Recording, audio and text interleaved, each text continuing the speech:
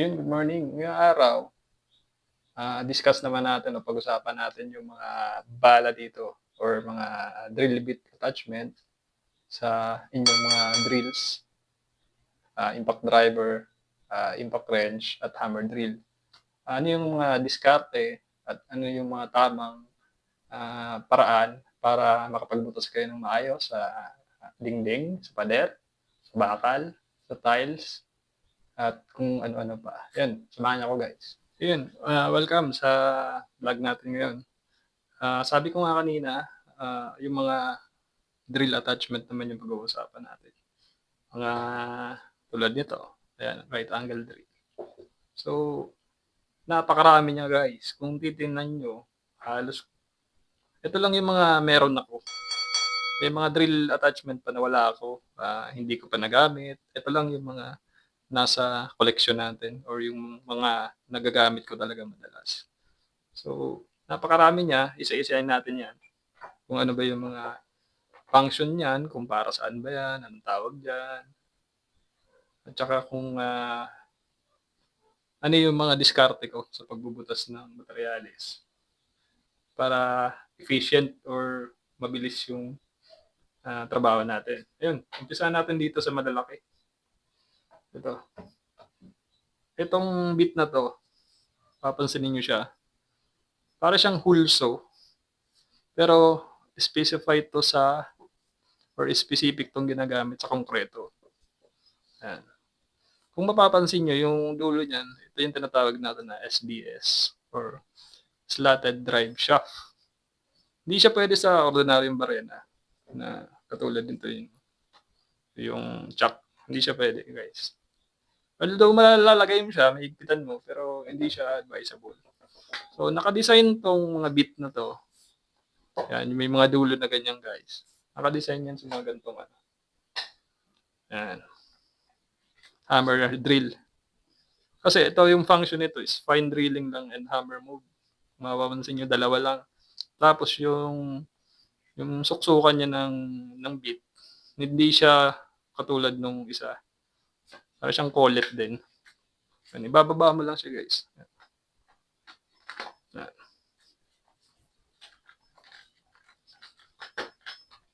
Yan.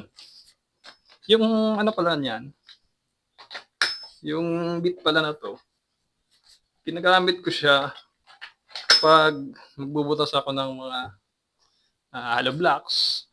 Halimbawa, may papasok ako na plumbing o kaya electrical, pahabol. Ito yung ginagamit ko. Yung sizes nito, napapalitan siya. Yan. Papansinin nyo. Napapalitan yan. Ito, kung di ako nagkakamali, mga ano to. 1 in 1/4 or 1 in 1/2. Ito, mga 3/4 to. Yan. Yan yung madalas kong gamitin. Ang dulo niya, may tip din siya na parang katulad nito. Ito kasi, hulso to sa ano, sa bakal. Kasi specify ito sa bakal. Yung guide na yan, pang bato rin. Kung mapapansin nyo yung dulo niya. Parehas na, yan, parang may ano siya, may ulo. Yan, ayan. Kasi, pang bato talaga siya guys.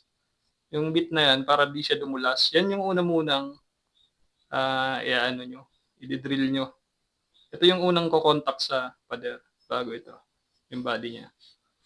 Yan. Yun sana nakukuha natin, susundan. Sunod natin yung ito. Ito is sa mga chipping gun to guys. Kung makapansin niyo, yung dulo niya SDS din. Yan. Yung barena kasi nito, wala tong chipping eh. Ano lang to, drilling lang talaga to. Yan, gato ni Inko. Yung isang barena, yung malaki, nakita nyo na yun sa channel natin. Kunin ko lang. Ayan, SDS din, ano to. Ito yan, SDS. So, yung mode nito guys, marami. Fine drilling, hammer and rotation, saka hammer only. Kumbaga, kung gagamit ka ng gantong bit, Ayan. Dito mo siya sa hammer function. Kasi pang chipping yan eh. Pang tik-tik ng pader. Ito yung bit na to guys. Nagamit ko siya sa chipping ng electrical, ano siya, yung pagdadaanan ng pipe ng electrical. Pwede din sa plumbing, electrical. Yun. May dalawang klase yan guys. Ang ano niyan, yung tip, marami to. May malalapad nito, bungkal ng tiles. Halos dos na yata yung lapad niya. Tapos ito rin. And chisel point. Ito yung madalas kong gamitan talaga. Mapapansin nyo itong flat, hindi masyado eh. Ayan.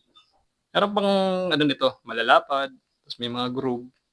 Pero primarily talaga, pan-chipping siya.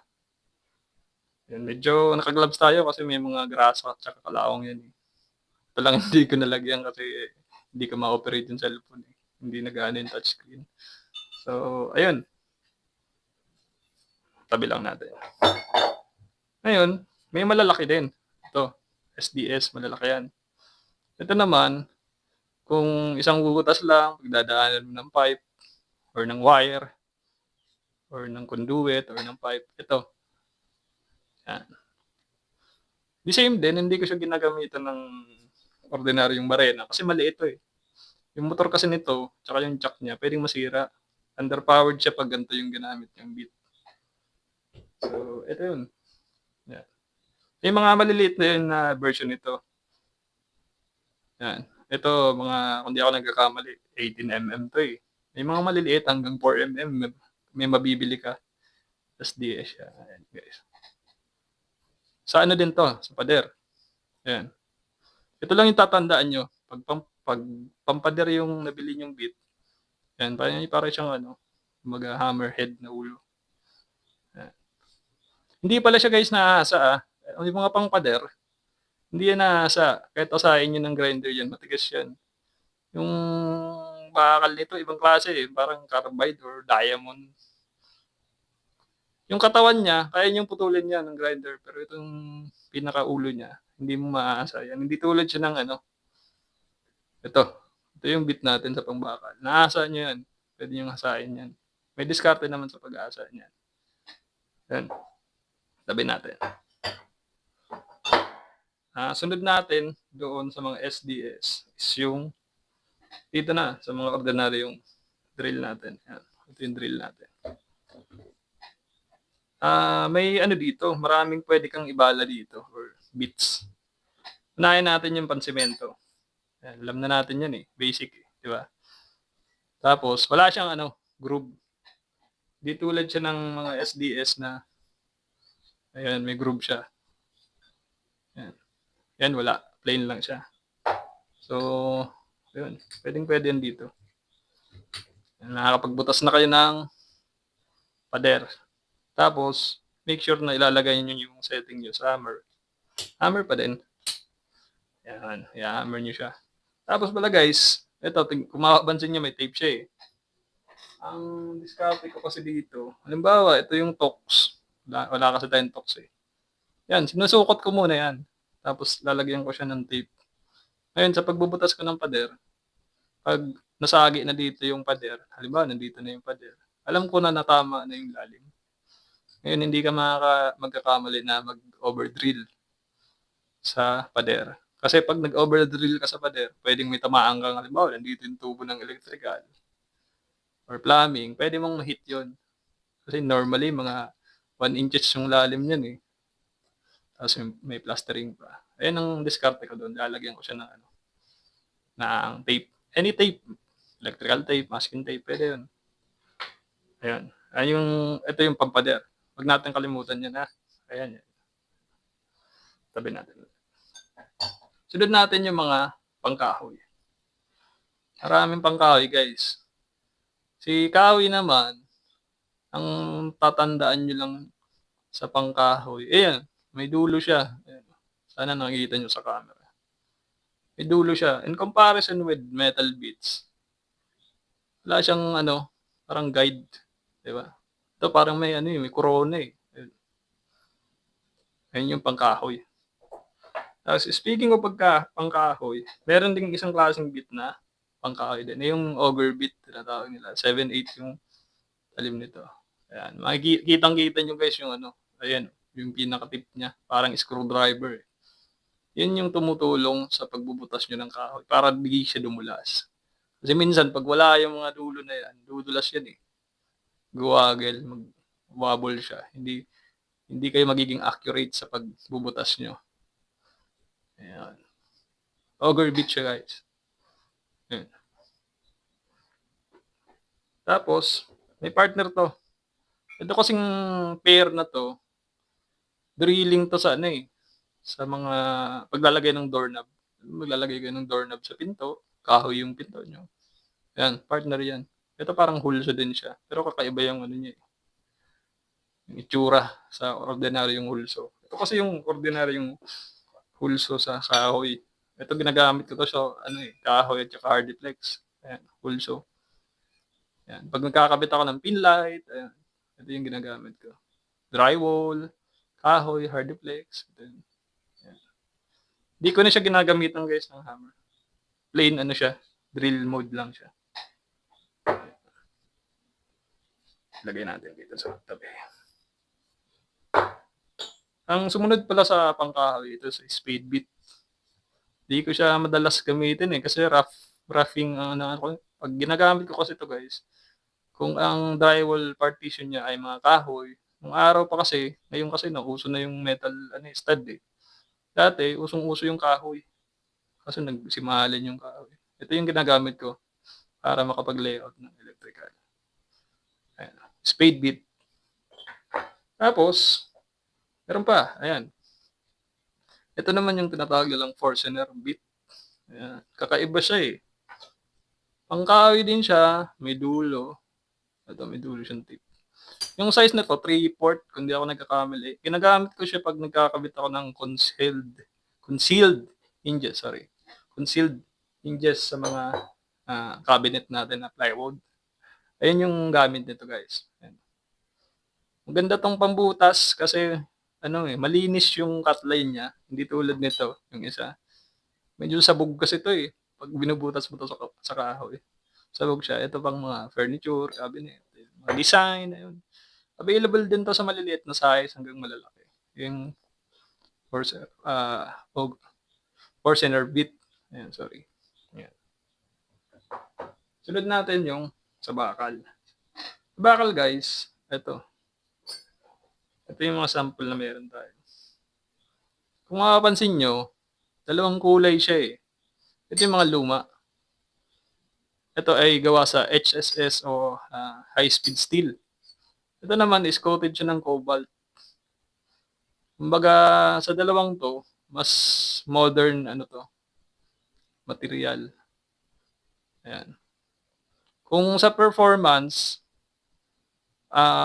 maganda rin naman 'to, kaso ito talaga matalim 'to, eh, madaling asain, matalim.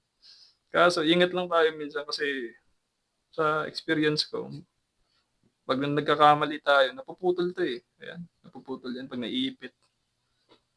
So, sa pagbubutas pala guys ng ano, ng bakal, ang ginagawa ko, halimbawa bubutasin ko 'tong malaki, ito talaga yung pinaka-main hole na butas, 5/8. Sisimulan ko 'yan sa maliit muna, ayan, mga 3/16, ayan. Hindi ko siya bibiglain ng ito na agad, ito na agad yung ilalagay ko sa drill, hindi. Kumbaga kung ito yung ideal size na kailangan ko, sisimulan ko muna siya ng maliit hanggang ito. Kasi kung bibiglain mo siya ng ganito, minsan umiinit 'yan, eh. Hanggang sa pumurol na lang, hindi mo mabubutas yung metal. Tapos, sa pagbubutas ng metal, ito yung isa pang ginagamit ko. Hindi siya drill attachment, pero ang tawag dito ay center punch. So, ilalagay mo siya sa bakal. Halimbawa, ito yung piece natin, bakal siya. Halimbawa, ito si tubular or flat bar. Yan. Lagyan niyo muna siya guys ng dent. Pukpukin niyo dito ng martilyo, isa lang. Magkakaroon siya ng lubog, di ba? Tapos yung lubog na yon, kung magde-drill ka ng metal, lagyan niyo siya ng konting langis. cutting lube. Pwedeng WD-40 nga, pwede rin yun eh. Pero may mga specific na cutting lube talaga sa drilling. So kung wala kayo, any type of oil. Sa experience ko, gumagana naman. Minsan nga pag wala talaga, tubig eh. So yun yung diskarte ko sa pagbubutas ng metal. Sunod natin yung tile bit or glass bit. Ayan yung dulo niya. Sana nakikita nyo sa camera. Ito, hindi siya ginagamitan ng hammer mode or hammer function. Drill mode lang siya. Kasi sa tiles kasi guys, pag nagbutas kayo, halimbawa magsasabit kayo ng lalagyan ng sabon, gano'n. Pag binigla nyo siya, halimbawa, ito yung gamit natin. Ito kasi, technically, makakapagbutas ka nito sa tiles. Sa totoo lang. Kaso, malaki ang posibilidad na mabasag yung tiles. Kasi halimbawa, itong tiles. Manipis siya eh. Ngayon, hindi ka makakapagbutas nito nang hindi mo ginagamitan ng hammer. Ngayon, pag naka-install na to sa wall, delikado. Kasi pwede kasing magkaroon ng crack yan eh. So, ang diskarte dyan, ito muna, tile bit. Walang hammer yun, walang hammer function. Pag nabutas mo na yung tiles, sundan mo na siya nito. Ayan. Sundan nyo na ng sa butas. Kung gusto nyo palalimin yung yung butas. Ganun ang diskarte ko sa pagbubutas ng tiles. Sunod natin, isa pang pangbutas ng tiles ay itong mga to. Ayan. Hulso sa tiles. Ayan. Nabibili to sa online, marami ito. Diamond cutting bit sa tiles. Kung i-kumpara natin siya sa bakal. Ayan, pang bakal tong hulso guys. Saka sa kahoy. Ano napapansin nyo? Wala siyang tip, wala siyang guide, wala siyang ganito. Ayan o. So, ang tendency, pag nagbutas ka nito na sinalpak mo siya sa drill mo, ang laki ng possibility na mag-wobble yan or ganun yan, mag-slide yan. So, ano ba yung diskarte natin pag magbubutas tayo ng tiles? Ako, personally, gumagawa ako ng jig. Simple lang, ito. Itong material na to para siyang high-end phenolic to, kung tawag dito sa hardware. Para siyang composite. Pero pwede rin yung kapirasong plywood, pwede din kapirasong hardiplex, pwede yun. Yan, binubutasan ko muna siya guys. Ayan, binubutasan ko yan. Ngayon, hindi na yan mag-wobble.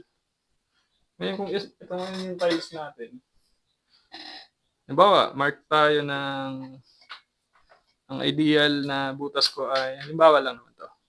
Halimbawa, dito. Sabihin natin may gripo dyan sa tiles. Nagta-tiles ka, nag-aaral ka ngayon mag-tiles. Mga DIYer kasi tayo. Itapat mo na ngayon to. Diyan. Tapat mo na yan. Sa kanyo ngayon, pigilan nyo tong guide nyo. Sa kanyo ilagay sa bit, ay sa barena. Tapos pandarin nyo. Yun, sa ganung paraan, hindi na siya ngayon dudulas. Kasi, ito yung pinaka-support nyo na hindi siya dumulas. Tapos, ang diskarte ko pa doon, i-confirm ko na, tama nga. Talagyan ko na yung ng konting tubig. Tapos, continue yung drilling hanggang sa mabutas siya.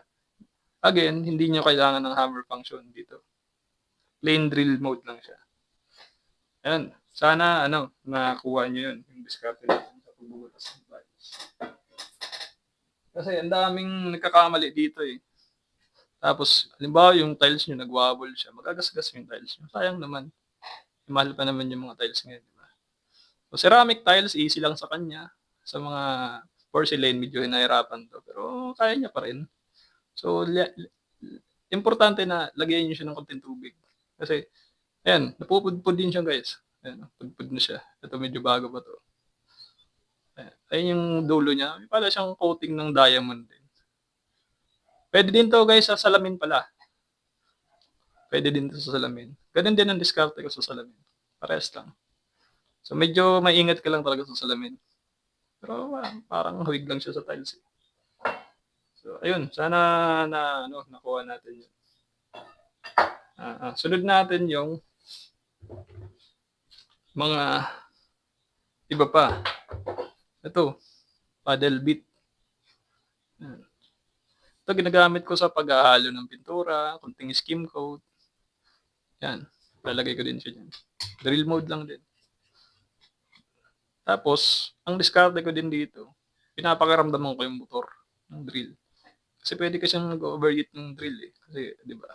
Halimbawa, sobrang lagkit ng inahalin nyo. Halimbawa, skim coat. Lagkit yun, eh. So, may tendency mahirapan din yung drill. Nabibili din to sa online. Sunod pa natin yung ito, 90-degree attachment. Nung nagkaroon ako nito, parang ano siya, eh. Parang superhero to ng drill attachment. So, ang trabaho nito, lagay nyo sa drill nyo. Nakakapag-higpit ka ngayon ng screw sa mga alanganing angulo. Pwede nyo siya lagyan ng maliit na. Kunin natin itong sa para bawa hindi nyo mapasok yung drill nyo, 90-degree attachment yung ginagamit natin doon. Ayun. Yun, ito yung screw nyo. Di ba, kunting-kunti lang yung clearance niya. Di ba, screw to ng Hindi kasi ito, cross point, or Phillips. Ayun. Di ba, kunting-kunti lang yung clearance nyo. Importante ito pag naglalagay kayo ng nag-install kayo ng mga cabinet. Ayun. Ito yung, mura lang siya, guys. Isa rin yan sa mga paborito kong drill attachment. Right angle attachment yung tawag dito, guys. Ayan. Ito, hindi siya branded kasi may mga branded nito. Mahal, eh. Okay din tong hindi branded. Gumagana naman siya. Tapos, ang dami, So, sana panoorin nyo hanggang matapos. Ito rin, mga drill bit natin to sa Philip. So, meron kasing mga to, guys. Itong mga specific na bit na to is impact rated siya. Gamit na siya. Ibig sabihin, guys, pwede siya dito at pwede rin siya sa impact driver. Ayun.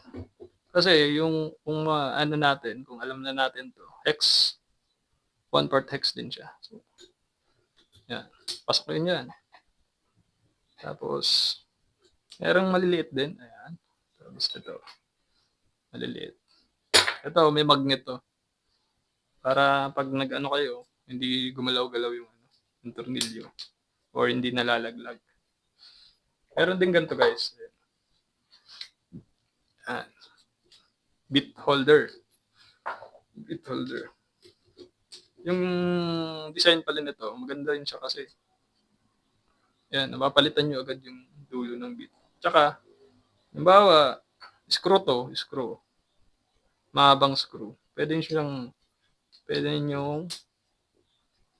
yan, screw, di ba? Naipapasok mo siya dyan. So, instant guide na rin siya. Ito mga to. Bit holder yung tawag dito, guys.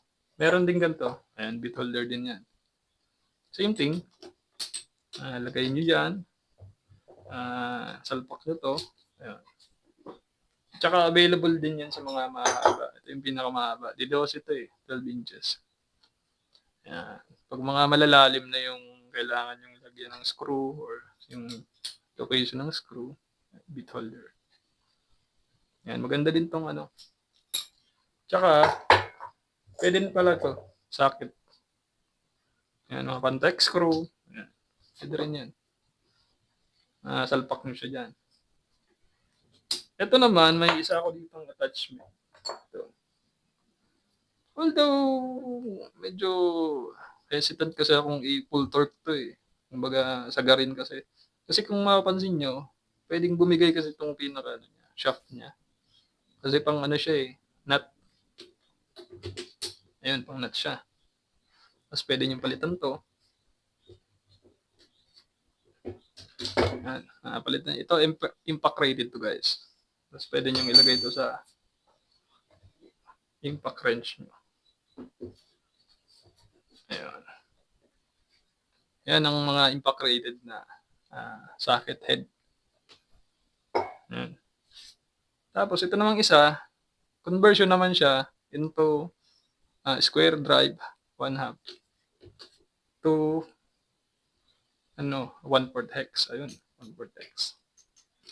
Pwede nyo siyang i-convert. So either both, pwede siya. Pero sa dalawang setup na yan, mas kumbinsido ako dito. Kasi kumbaga malaki to eh. Pwedeng maputol ito, bumigay. Ito kasi, pwede kasing breakdown itong eh. Tsaka yung collet nyo, kawawa naman yung collet ng impact driver nyo. Ito kasi malaki, 1/2.